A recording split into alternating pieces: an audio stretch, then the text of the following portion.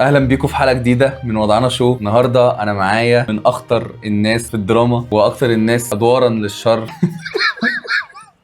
وعلى تيك توك بقى حاجه تانية تماما. يعني هو في شخصيتين عكس بعض تماما، انا مش عارف الاتنين ازاي اصلا يتحطوا في في حد واحد. انت طلعت تعرف ترندات اكتر مني، طلعت تعرف في السوشيال ميديا اكتر مني. انا حاسس ان انا اللي عجزت على السوشيال ميديا. لا انا بحبك يا خالد والله العظيم، وبحب وضعنا، ومبسوط ان انا معاك النهارده. مبسوط بالنضاره، خلي بالك برضو لانه النضاره دي ذكريات بجد. يعني يعني انا اتربيت على النضاره دي في وضعنا شوف. طب ايه عرفني الترندات الجديده اللي بتحصل. في جر اللي هو طلع جر. طب ده ايه معناه ايه؟ مش عارف بس الناس فرحانه بيه قوي. وفي برضو الترند بتاع الراجل اللبناني ده. بحر النشاط يا اخواتي سينو دراجز مخدرات. ايوه. بعدين في الاخر بيختم بالسيجنتشر ده. بيسترس كده على الكلام بس جامد كده. انا عجبني. بص عندي سؤال بس، النضاره دي انت طول الشو بتاعك يعني وضعنا شو بتشوف بلبسها. طب انا يعني الضيف لازم يلبسها؟ لا عادي اوبشن يعني لو شنة اكسترا يعني ممكن اقلعها براحتك عادي، لان فعلا بجد انا مش شايف حاجه. خلاص ماشي يعني. ممكن مش هضغط عليك ده. طيب. كنت اعمل لك تيشيرت. انا عارف ان انت مؤخرا بتدعم الشباب. حلوه دي، بس دي معناها ان انا اقول كلام عميق بلاش منها. واحنا اتفقنا ان في تفاهه. اتفرج على مواهب أوكي. في الغنى وفي التمثيل. شوف كده الناس دي بتعرف تغني، بتعرف تراب، معايا رابرز. الناس دي موديه ولا مش موديه؟ بالظبط.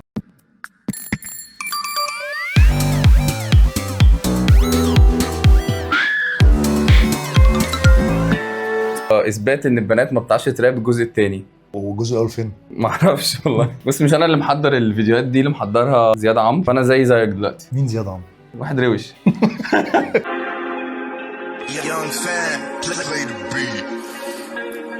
الفيديو اللي فات كان فتح شهية، لو على الوصول عرفكوا ايه هي، كم ألف وطرحة استويتوا عليا. شرسه قوي يعني، في وايلد كده فاهم.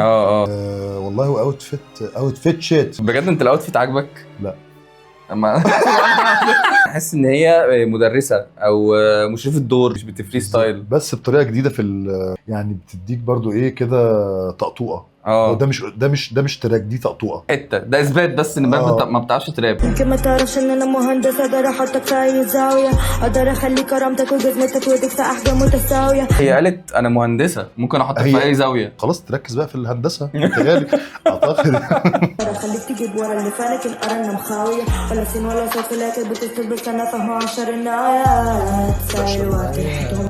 حلوه دي حلوه دي. هي فنانه الا ربع. ايه كان ناقصها الربع ده بس. ايه ده؟ دي بتعمل لو عايز تتعلم مزيكا من الصفر بسعر خيال. يعني ايه ده؟ يعني مش فاهم مش قلت لك دي مدرسه؟ بس تمام يعني، ربنا يوفقها يعني. مش عايزينها تزعل. لو شافت الحلقه ما تزعلش. بالظبط. واحنا الاثنين معاكي، اول اتنين اهو هيحجزوا في كورس الهندسه. مش عايز افتح اقسم بالله. يعني انا الفيجوال الفيجوال ده مش هيطلع منه حاجه تتسمع كويس. انت تعرف كرم من دي ولا ايه؟ اسكت صوتك بيعصبني. انا بقول نغير خالص بقى فاهم يعني، كفايه نعمل حلقه ثانيه. كارمن دي عايزه حلقه لوحدها فعلا. هي لوحدها اسيد تريب يعني. ايه اللي حواليها؟ مش فاهم اصلا ايه الحوار يعني. هي جايه منين؟ ولا هي في ميتافيرس ولا هي فين بالظبط؟ انا حاسس ان هي في كروما زي اللي احنا فيها دي، بس هي قررت تروح في حته صعبه. يعني بص فريم اصلا في 3 رجول هنا. مني ولا هتهزني، اصل انا سلك مكهرب. الله. هي غالبا برضو اذكياء، بتحاول تعمل اللي هو الكونتنت اللي يتسف عليه. ولا هي مش بالذكاء ده؟ لا هي ممكن تبقى بالذكاء ده، صح؟ اصل اكيد مفيش حاجه كده. هي ثواني هي دي كانت بتقول مش هبقى مؤدبه انت العسليه اللي مش عارف ايه كانت في اغنيه ايه ده؟ يعني يا اما هي بس تخنت يا اما بس هي تقريبا نفس البرودكشن هاوس يعني. مش هبقى مؤدبة، الناس بتحب البنت السفلة العصبية الثعلبة. بس الاغنيه دي بصراحه جامده. يعني مش حاجه. ايوه جامده جدا. الناس بتحب البنت ايقونه والله. ايموشنال دريل. ما اعرفش ايه الايموشنال دريل ده يعني، بس نشوف. الفيديو ده انا عامله بمناسبة دخول الشتاء، فانت لو من محبين الشتاء كمل الفيديو للاخر. ده صوته زي تامر حسني، حسيت؟ صح. يمكن عشان مثلا بيقول ايموشنال دريل، انه هيكون دريل بصوت تامر حسني. دي تبقى لقطه في الجول. بس هو وسيم، هو مدي وضع الوسامه بالظبط. لا بالظبط. تتهد دنيتهم يغور اللي كان بينا، هنفضل لامتى نحن الناس وهم مش فاكريننا؟ وهو يعني وجع القلب هواية، حياتي نمرة غلط مش عارف مين معايا. انت بتحب الشتاء؟ لا. ولا انا بكرهه. ممكن احنا مش من محبين الشتاء يعني. لو بنحب الشتاء كنا هنكمل بالظبط. بس عموما يعني ربنا يوفقه وربنا يوفقنا. احنا عمالين ندعي الناس كلها. ربنا يوفقك يعني. والله ربنا يوفقك والله العظيم. عارف شبه مين؟ حد بيغني بنفس الطريقه كان مشهور كده، اللي هو بيت كده والله كان في حاجه بس مش فاكر اسمه عمار حسني باين. عمار حسني. بس ده ليه كان ليه قاعده ده. ده كان مودي جامد. مودي مع ملايين. ان اقسم بالله ما اعرف شكله. ولا انا. ده برضو حزين هاشتاج راب، ده تقريبا برضو نفس الجنرال. مش قادر استنى، عاوزاه النهارده قبل بكره، حلمنا خلاص اتحقق، والله انا مش مصدق ان انت هتبقي في حضني اخيرا، وقتها مش هنطق، هبص بس خلي بالك الحاجات دي بتاكل قوي مع الكلبوبات برضو. طبعا. يعني اي واحده لسه مجروحه جديد كده ده يشتغل معاها. بيفكرني عارف انت كان في فيتشر كده ما بين محمد عدويه وام تي ام حاجه كده. هو نفس الفايب، مع ان انا مش سامع كويس. خلي بالك برضو ما هو صوته واطي من الحزن يعني. هاشتاج راب حزين، فيمكن يكون هو ده اللي مخليه مش باين قوي كصوت يعني. بس انا عارف انت ما بتحبش كده، بس يعني ربنا يوفقه يعني. بس ربنا يوفقه في ايه يعني؟ انه صوته يعلى. ممكن صح. انت الكومنتات بتاعت حلو قوي التراك ده، بس تعملوا ميوت. جري على سرعه 2. جري على سرعه ممكن يودي اكتر. والله مش بجامل والله. يعني هو يجي منه. طب عايز تسمع له حاجه تانية؟ يا ريت. لا هات ويسكي دي، عشان ويسكي دي بص ويسكي ولا كانت قصه حب سافله؟ كانت قصه حب سافله. صح كانت قصه حب سافله. طبعا انت قريتني. بعد في وقت البوسه في اخر الفيلم وكده، كانت شتونه بجلد ملون وانا طيب، شفتك من البشر كنت بدور على الفلتر موت. مش قصدي انا تعبانه اللي تلقلع لك قلت كنا نايمين. لا دي قصه حب سافله قوي. وبعدين ده لو قلنا عليه حاجه وحشه هيطلع يقول لنا يا عم. لا يا عم اللعنه يا عم الله يبارك. ده جامد يا عم. انا على واحده عاشت واتجوزت، ضحكت للدنيا وبوزت، على ايه انا بتحسد؟ ده انا معلق حياتي بمكالمتها اما بتتصل، ما بتتصلش الظاهر كده معهاش رصيد. هم كلهم طالعين من حاجه، بس مش عارف من ايه. قصه حب سافله كلهم. في قصه حب سافله طلعت الباتش دي. والله بصوا انا عاجبني ان البنات بدات تقلدني وتنزل بالشكل وهي بتراب وتكتب البنات ما تعرفش تراب. بنات ابتدت تقلدني بقى وابتدت تخش على شغلي. طب ما تيجي كده نشوف كده. خلي بالك ابتدوا يقلبوا على بعض. طب ما تيجي نشوف. السيزون بوت انا شخصيتي الجود، عروسه بحب الخض عشان بحب الريزن مود، من رز تراب وتخض عشان ما جابوش الفلو والصوت، انا جوه عقلي ساق وبجري انا والريسنج ثوت، في انتو كوفي لو قبل بزفت مش محتاج ايسوس اضافي، فلويدات انتو في فايب منها من غير خدش واحده كتوزت بدني بقلب. انا ضد الحري، انا ضد الحري، انا جايه اعلي السقف. والله يجي منها.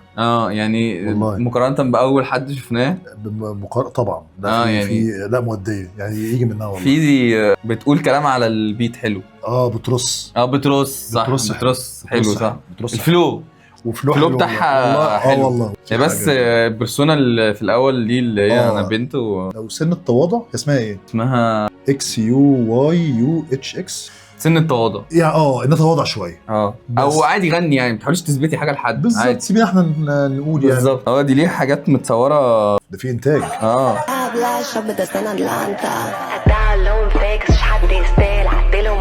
لما نلعب جد مفيش حد هيجيد. الشابه دي شغاله بجد المره دي مش زي اللي فاتت. لا والله. يا رب افهمها بجد. ربنا افهمها بجد. دي برضو هاشتاج البنات ما بتعرفش تراب. يا جماعه في ما اعرفش ما تغنوا يا جماعه عادي. بالظبط يعني خناقه يعني. الحاجات اللي بتعصبني في قصه البنات اللي بتراب دي، هو انتوا يا جماعه ليه دايما بتحاولوا تثبتوا حاجه؟ يعني انت فاهم بقى. ما كل واحد يقول اللي حاسه عادي. خد دي. انا اتعصبت. معلش لا يعني. ما اعرفش اتعصبت ليه. اديها فرصه برضه. خدت اللقطة سرقت الشنطة خبطت. ايه؟ بتعلق. خدت اللقطه سرقت الشنطه الشالة على الدائري. خدت اللقطة سرقت الشنطة خبطت الخطة متحمس طقطة بحط القطرة، وانت كنت فاكرة الميت كان ودنا زحر الميت قال ودنا خرة معلش يا بورتا الطائر ده ايه اللي خدت اللقطه سرقت الشنطه. عملت السلطه. هي عملت سلطه بالظبط. وانا عايز اعرف انا متزاول مع الطائر برضو اللي كان ورا ده. شاف ده ولا انا ما فهمتش، هل دي بتنكش حد مثلا؟ تفتكر مين مثلا؟ مين يكون لونه اخضر؟ مين رابر اخضر؟ مين ليه علاقه بالطيور؟ احمد مكي بتنكش حد. بالظبط. يا بنت اللعيبه. احداث بتسبق ببص في عينيك وبتصدم. أيوة، كنت أنا عارف. بص لها دول بقى اسمهم مفشخه. الشغل بتاعت زمان بتاعت العفريت و لا ايه ايوه كان في العفريت ده كان رابر زمان بجد. والله. المفشخه دي سيركلايه بيعملوها وبيقعدوا بقى حبيبي ايوه في واحد زمان رابر اسمه العفريت كان هو اللي عامل المفشخه دي اصلا بجد. ما ده اللي ابو يوسف عمل يعني كان في بينهم حوار كبير. انا ما اعرفش انت يعني انت تعرف اكتر مني بقى. لا انا تاريخ في الحاجات دي انا بالنسبه لي المفشخه دي جديده يا عم. زمان المصطلح نفسه المفشخه ده كان من زمان يا عم والله. بص لها انا هقفل احمكم عشان نجس بخاف تعرفوني بتخرس بلاش تفهموني لا تنحس والله لذيذه. انا بالنسبه لي ان هي نزلت اصلا وقفت كده وقعدت كتر خيرها طبعا جرأة بصراحه يعني اخاف انزل كده وانا خايف برضه بصراحه. شوف انا مع اني عندي شنب بتاع كده بس ما اقدرش اعمل انا عايز اديها بجد كلاب. دي مين درهم عبد الغفور دي؟ لا اوعى تكون مش عارف دي. استنى دي اللي كانت محجبه هي دي؟ دي اول واحده يتكتب سوسكا يا نهار ابيض. انا سبايدر مان مش خايف خالص من اللي اذاني. انا سبايدر مان ايه مش خايف خالص من الايه من اللي اذاني. في حد يكتب كده يعني حد يقول كده جمله ممكن طفل في KG 1 يكتبها في كراسه يعني. بس لا بس دي الجوت قول اللي هي عايزاه. يمكن صغير بس عندما هيجيب حق تاني مش ضعيف هقولها اخواتي يحاربوا في مكان. انا سبايدر مان احفظني ومعاك يوم تنساني. صعبه قوي وانا تهت. انا شايفها انا مش فاهم انا فين في القصه. وانا والله بجد انا تهت with all respect. دايما على بالي انت ليه دايما في بالي على بالي ليه دايما على بالي. احتل الوزن بسرعة وأيوة وزن أوامي اتشال قاري تفكيري بعيوني بيشوف يسند ظهري في أي ظروف بيحار بيكف من غير خوف. حركة الرقبة حلوة يعني. انت عمال بقالك ساعه بتدور على حاجه حلوه. مش حاجه حلوه ولا الستاره ولا الجاكيت ولا حركة الرقبة حلوه. حركه الرقبه تنكر لا حركه الرقبه تحفه 10 من 10 فيعني كالمعتاد ربنا يوفقك في حركات الرقبه يعني. انا على بالي دايما انا سبايدر مان. يكون ده مثلا نوع من انواع مسرح الطفل او راب طفولي مثلا او راب الاطفال حاجه شبه كده. تصدق ممكن. وان يكون هي اصيع من الكل بتعمل نيو ويف. اوف حاجه اكسبيرمنتال خالص. ايوه وتارجت اودينس بتاعها اللي هو الاطفال اصلا. تكون بتنافس المدرسه بتاعت الهندسه. دي في الطفوله ودي في الطفوله نفسه على المركز الاخير. انت اكيد عارف ده الوش ده مش غير صح. ده اسطوري ده ملك تخريب الترندات يعني. ده بيشوف اي ترند ويقوم مغنيه بصوته. الله. ودايما الناس بتتحداه يعني. دايما بيبتدي فيديو كده انا في حد اتحداني ان انا اغني راب. انا النهارده هثبت لكم ان انا بعرف اغني راب. ولا في حد اتحداه ولا اي حاجه. جالي تحدي من واحد كلكم بتحبوه وانا عارف انك مش هتصدق ان الشخص ده بيتحداني غير لما تسمع بنفسك. اسمع يا سيدي. انا سمعت انك بتعرف تغني اي نوع من الاغاني وعلشان كده انا عايز اسمع الاغنيه الجديده بتاعتي بطريقتك علشان انا عايز اسمع الاغنيه بتاعتي بطريقتك. ده اي اكيد ده لا طبعا ده ويجز بجد. ده ويجز بجد. اللي قال له كده. ايوه قال له عايز اسمع الاغنيه بتاعتي بطريقتك. الله. ده ويجز مش مصدق ان هو ممكن يغني الاغنيه بتاعته بطريقته. هو مش عارف مش بيعرفش ينام لو ترى هيعرف يغني الاغنيه بتاعتي بطريقته ولا لا. فحتى الاكسنت وقعت منه عشان هو مرتبك من كتر التفكير. الحب مش بالساهل بتعذب بس روحي تستاهل. مفيش حبيب بعدي يبوش انا بس بجيب من الاخر 1 زائد 1. حبيبي يا ويجز والله. ويجز بالظبط يعني جدا يعني. انا عايزك تتخيل معايا اغنية مسلسل لعبة الحبار لو اتغنت باللهجة المصرية هتبقى عاملة ازاي. اكيد رئيس كوريا الجنوبية اتحدام. لف دوري بينا ناس مش حاسة بينا مين معانا ومين علينا ومين مش هتلاقي. عشان الاطفال برضو مع يعني هو طيب مطرب طيب كيوت. حتى لو هو مثلا بيلوم الحياه او الدنيا بس بيلومها بطيبه. هو باين عليه اصلا من قصه شعره ان هو كيوت. واسمه محمد سعيد. مبسوط يعني جدا يعني. ايوه انا في ده مش يعني مش زعلان. ماشي احنا كده خلصنا مواهب الغنى. اتمنى تكون اتبسطت وودنك لا ما بتجيبش دم. انت في عروق ابتدت تظهر يعني بحاول. بس طبعا في ناس لطيفه جدا. عايزين نسمع راب بقى بس مش دلوقتي. ماشي. دلوقتي افرجك على مواهب تمثيل. الدنيا حسي بينا. محمود انت مطلوب منك ان انت تعمل رياكشن الضحك لاقصى درجه وتنزل لحد البكره. تمام. جاهز؟ جاهز. يلا. دي حاجه يعني في التدريبات التمثيل. الشاب ده قبوله حلو بس اللي بيوجهه اصلا غريب. عمال بيزعق له، ما اعرفش مش بيزعق له فاهم ليه. في تحس منفعل بقى، الله اعلم مين بيوجهه، بس الشاب ده تمام.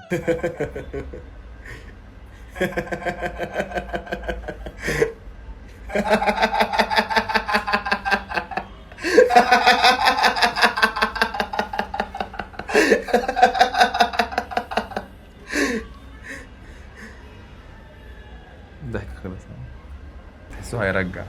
هو مدي على فكره ده بيعبي عين الاثنين. والله يجي منها. وبعدين هو ستايل محمد برافو. ايوه. هو الراجل ده مفزع جدا، الراجل اللي ورا ده حلو قوي، فصيل جدا والله. خدت بالك من الترانزيشن ده؟ اعمل لايك. محمد رمضان جدا بجد؟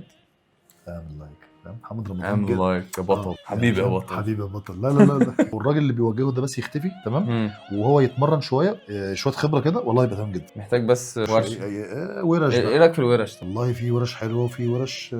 ناس كتير تقول لي روح ورشه تمثيل. انت جاهز يا معلم، انت مش محتاج ورش. بص انت توكل على الله. انا ابروف ده خلاص. انت ابروف، توكل على الله. ده انت عارف كمان الورش دي في ناس بتقول لي روح ورش ثيرابي، مش عشان تتعلم تمثيل. حقيقي الكلام ده؟ في منها كده ثيرابي حلو، تخليك كده خليني اعرف اعبر، تشيل كده اي حاجه كده مضايقاك وبتاع. بفكر اعمل الحوار ده والله، بس اول ما يبقى معايا بس فلوس، لسه متجوز. الجواز ده احلى ثيرابي انا مبسوط بصراحه. بس خلاص. ايوه خلاص. وانت قلت لي ان انا تمام. انت تمام بقى، انت تمام اقسم بالله. انا بحبك يا عم. اعمل لكم مشهد دلوقتي من حزن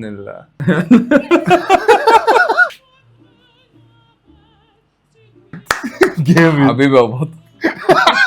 طريقتين للعب الدور، واحد عارف كل حاجه وواحد ما يعرفش حاجه. انا اللي قلت رضوان على كل حاجه. كل حاجه. كل حاجه اللي هي ايه بقى؟ انت عارف يا فتحي. لا انا ما اعرفش، قول لي انت. مين بقى فينا اللي بيسيع؟ انت. فكرة الشاب ده انا شفته، يعني شفت فيديوهاته منتشر، وعايز اقول لك قعدت مركز معاه فتره. هو بيمثل حلو كويس، بس فيديوهات السبليت سكرين دي بصراحه بتضحكني، بس ساعات ما بيبقاش فيه فرق اصلا. بس يمكن عشان نفس اللون بتاع التيشيرت مثلا، لو غيروا مثلا مثلا. بس هو لذيذ يعني. كونتنت كريتور، هو بيعمل كونتنت مسلي. حاسه برضه لو اتحط في دور بجد هيأدي. ومع مخرج ويمثل بقى، لانه في النهايه احترامي طبعا مش قصدي حاجه، بس يعني ده ليبسينج تمثيل حاجه، واللبسينج بالظبط. ده دفعتي يا عم. ده كريم سامي غوري. ده كريم سامي غوري ابن سامي غوري بجد. تعال نمثل معاه بقى. تعال نمثل معاه. خش انت المشهد ده. الدويتو ده ينفع للولاد والبنات. انتوا من الخط الازرق. وقعدة الاوضه في الضلمه دي هتغير حاجه؟ ماليش نفس الكلام مع حد، سيبني لوحدي. كل ده علشان علاقه وفشلت؟ علاقه وفشلت ومشروع خسر. ما احنا عايشين في الحياه دي عشان ننجح ونفشل، نقع ونقوم، لازم يبقى في امل. انا خسرت كل حاجه، خدت نفسي. الحياه مش عايزه احباط، الحياه عايزه اللي يقول لها انا هنجح. انا عايز اقول لك انا دمعت. انا حسيتك فجاه في التلفزيون. ماشي، هخش انا المشهد اللي جاي ده. دويتو جديد وتحدي. الدويتو ده ينفع للولاد والبنات. انتوا من الخط الازرق. هو ليه بيزعق؟ انا اتوترت. هو كل المدربين التمثيل كده بيزعقوا ورا الكاميرا؟ هو كريم بس. كل اللي جم هنا قبل كده وحاولوا يعالجوني فشلوا. لا ما تقلقش، ما هو انا مش هعمل زي اللي فاتوا. ليه؟ في ايه مختلف؟ اعتبرني زيك بالظبط، الفرق ان عايز معلومه كده وامشي. محدش فيهم قدر يطلع مني كلمه واحده، بل بالعكس خرجوا من هنا هما كمان بيتعالجوا. لا خوفتني حقيقي، اترعبت. شكلنا هنقعد مع بعض كده جلسه. انا مستعد لاول جلسه، وعلى فكره انا بسمع الكلام. طالما بتسمع الكلام، قتلت مراتك وبنتك ليه؟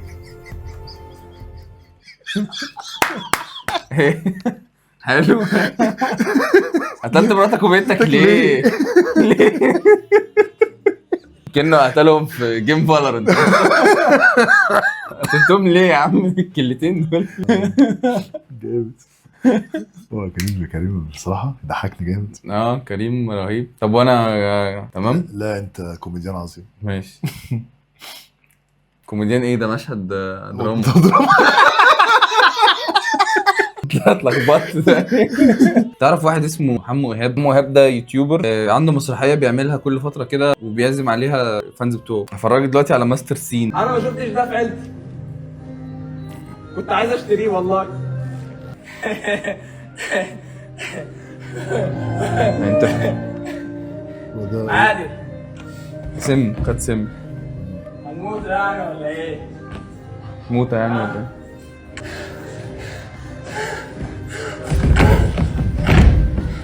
انا اسمن نفسي ولا انا اتحول.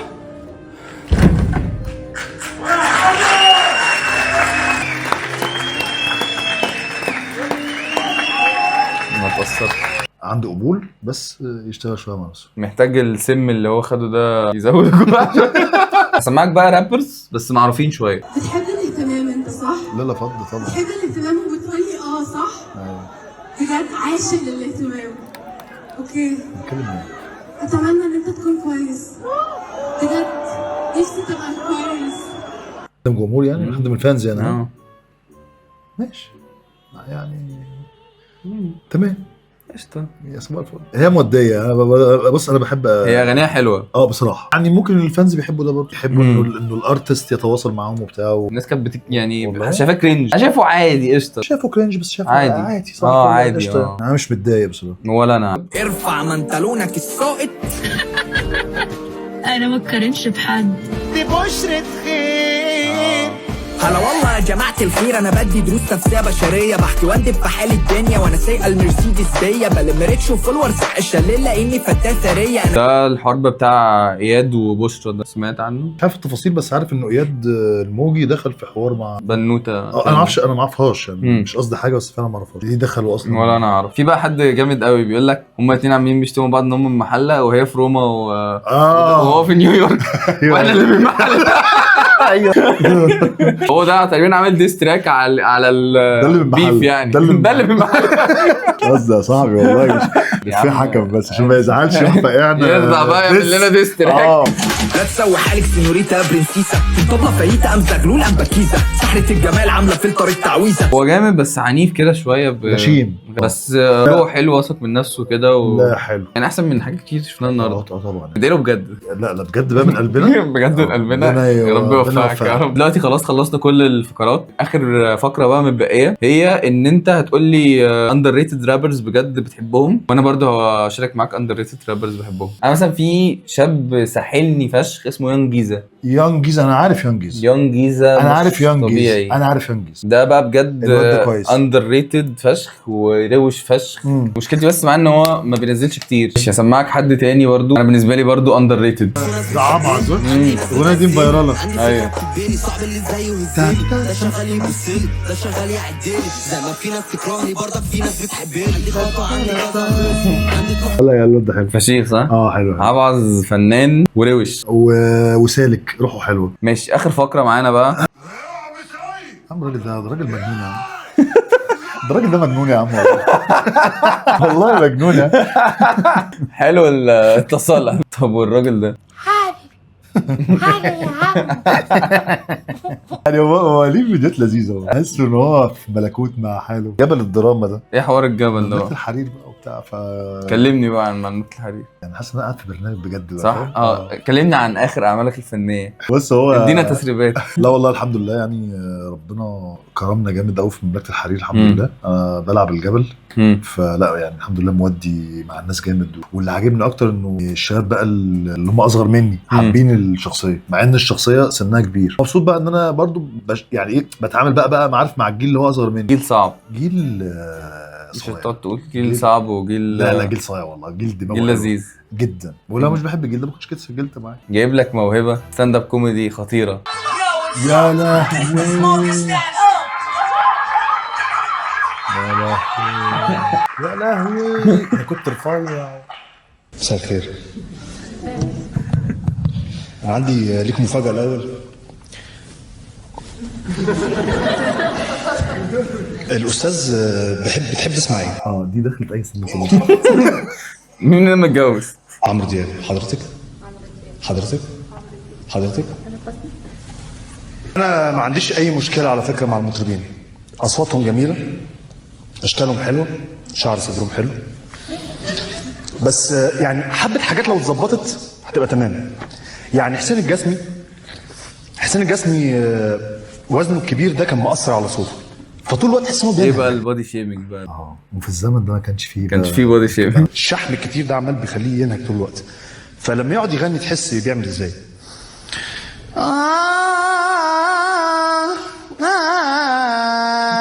والله ما يسوى. انا مصدوم في حاجات كتير دلوقتي، ان انت صوتك طلع حلو حبيبي، وان انت كنت بتعمل ستاند اب كوميدي. والله. طب احكي لنا على التجربه دي. تجربة غريبة جدا. انا دخلتها عند اصلا. في ايه بقى؟ انه كان في ناس اصلا لما اتعمل الشو ده ما كانوش مصدقين ان انا ممكن اعمل ده، وانا كنت طول الوقت حابب ان انا يعني عايز اثبت لنفسي قبل اي حد ان انا اعرف ابقى وان مان شو. فدخلت موضوع الستاند اب كوميدي ده، وبعد كده بدات اكتشف في نفسي ان انا ممكن اعمل اصلا السيجمنتس دي. انا اللي اكتب وانا والجوكس وكذا وبتاع. قعدت قد ايه في الحوار ده؟ في الاعداد ولا لا في فقره الستاند اب كوميدي دي الفيز. الفيز دي يا معلم مثلا قعدت فيها مثلا بتاع 3 سنين. اوف. كنت تعمل حفلات بقى وكده؟ طلعت بره مصر. اوف. والله الدفعه دي على فكره، الدفعه دي كان علي قنديل بقى ومحمد قنديل ناس كتير قوي طلعت من الحته دي. بالظبط. ناس كتير قوي. وسافرت بره مصر وعملت شوز. بعدين بقى التمثيل بقى اللي هو بقى مهنتي الاصليه. يعني نورت. ده ضاف لك. ضاف لي جوايا كمان حتى. تنصحني اعمل ستاند اب كوميدي؟ انت فشيخ يا معلم والله العظيم. انا مش بجامل. اعمل في نفسي ايه. انت بص، انت مثل واعمل ستاند اب كوميدي وراب. لا ما كده بقى. طب امثل والعب هوكي. لا مثل. نفسي العب هوكي. خلاص العب هوكي. ماشي. ينفع امثل والعب هوكي؟ ممكن تمثل وتلعب هوكي وفي النص تعمل ستاند اب كوميدي. ماشي. حلوه دي. لو في عندك نفس شويه ارسم بقى مثلا. هوايه خفيفه. انا اتبسطت جدا والله. اتبسطت جدا جدا حبيب. اقسم بالله حبيبي والله ان انا بجد قعدت مع شخصيه فشيخه زيك يا حبيبي. الله يكرمك بجد. بجد اتبسطت بالحلقه، اتبسطت بالكونفرزيشنز بتاعتنا من قبل ما نصور يا حبيبي والله. بجد انا اكتشفت فيك سايد دارك. لا يعني نقول انساني مهم جدا. اي حد بنشوفه عامه لازم تفهموا ان وراه قصه، وراه حاجات، وراه هاسلين كتير قوي، ووراه حاجات تروماز مش بتبان قصاد الكاميرا. يعني كلام تقيل. كلام تقيل قوي صح. كلام عميق. احنا اتفه احنا اصلا المفروض ان احنا يبقى ورانا قاع الهامور. انبسطت. انا انبسطت جدا بجد والله جدا. وانا مبسوط ان انا اصلا بعمل الحلقه دي لجمهور وضعنا شو وجمهور خالد حسام. بجد اول ريسبكت للراجل الفشيخ ده حبيبي والله العظيم. ربنا يخليك. في النهايه ما تنسوش تعملوا لايك وسبسكرايب وكومنت واكسبلور زي محمد سعيد. واكسبلور زي محمد سعيد. مدير اليوتيوب تحداني ان الفيديو ده مش هيجيب 100,000 لايك. 100,000 لايك. ايوه انا عارف. اشوفكم تاني فيديو جديد قريب باي باي.